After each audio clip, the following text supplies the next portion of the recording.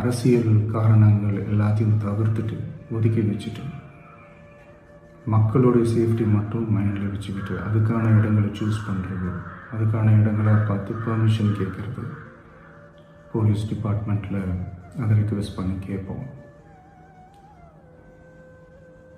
ஆனால் நடக்கக்கூடாதது நடந்துருச்சு.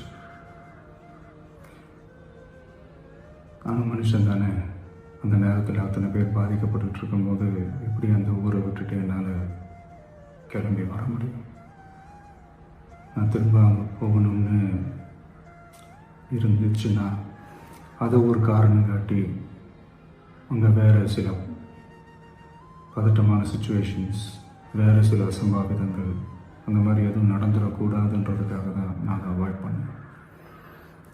இந்த நேரத்தில் சொந்தங்களை